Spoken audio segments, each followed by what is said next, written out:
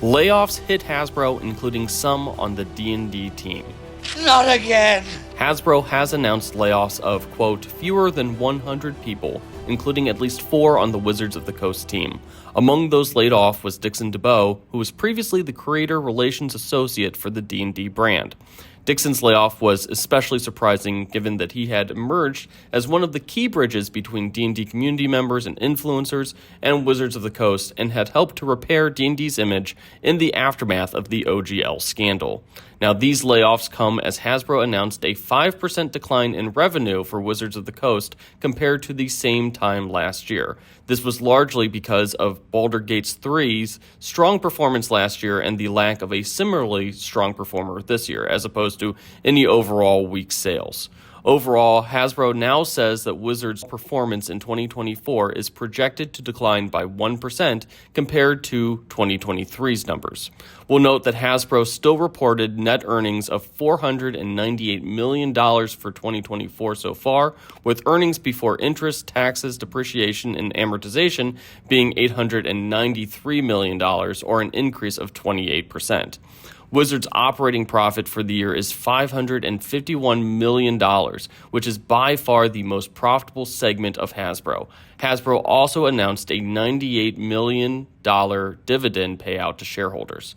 One of my biggest takeaways from the Hasbro layoff news and the subsequent earnings announcement is that Hasbro didn't mention the D&D brand at all in their reporting for this quarter, and that's despite the launch of the new 2024 5e edition in late September.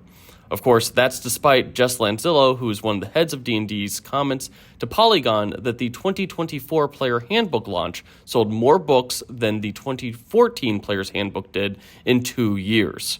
A second print run of the Player's Handbook has already been announced.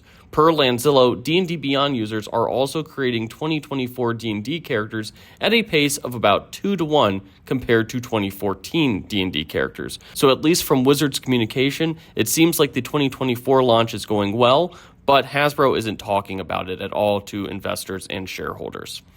The gaming industry in general is experiencing some major retraction right now, and Hasbro is investing heavily in the digital gaming segment, which means that if they can't nail these upcoming releases, such as the AAA game Exodus, we could see even more cuts and hits in the coming months and years. Obviously, our condolences go out to everyone impacted by the recent layoffs, and we hope there won't be another round of cuts ahead of year end. Let us know what you think about this news in the comment section, and don't forget to hit the like and subscribe. I'm transported there, but I'm not limited by the digital technology. We might give you a pre-made campaign from us. Subscribe buttons to support a new independent channel that's all about tabletop and fantasy news.